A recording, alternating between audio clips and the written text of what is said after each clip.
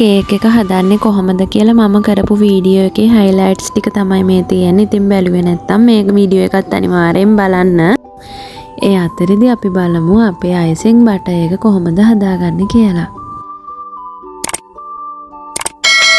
Cake එක icing කරද්දී වැදගත්ම දේ තමයි අපි butter එක හදාගන්න thickness එක.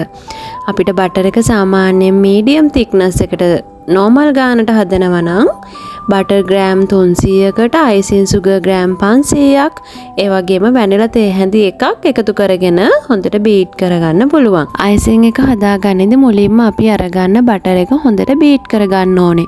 අර butter එකේ තියෙන කහ පාට ගතිය අයින් වෙලා ඒක හොඳට අර cream color එකක් එන ගානට beat උනාට පස්සේ ඊළඟට අපි ඒකට icing sugar ටික ටික එකතු කරගෙන beat කරන්න ඕනේ. මෙතෙන්දී ඔයාලා දාන කලර් එක ඇඩ් කරගෙන හොඳට beat කරගන්න.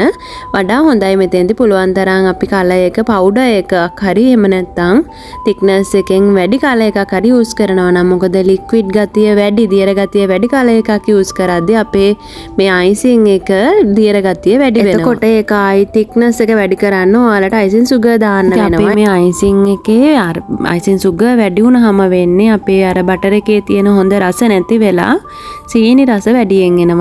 icing එක හදාගත්තට පස්සේ අපිට කේක් එක හදාන්න අවශ්‍ය විදියට කලරින් ඇඩ් කරගෙන අපේ කේක් එකේ ඩිසයින් එකට අවශ්‍ය නොසෙල් එක සිලෙක්ට් කරගෙන පයිපින් බෑග් එකට දාලා අපේ ඩිසයින් එක ලස්සනට කරගන්න පුළුවන්. ඉතින් තියෙන්නේ අපේ first year wedding anniversary එකට මගේ අතින්ම හැඩවුණ 2 layers cake එකයි cupcakes ටිකයි.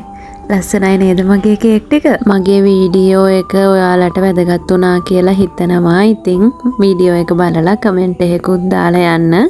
මගේ channel එකත් subscribe කරන්න කියලා ආදරෙන් ඉල්ලනවා.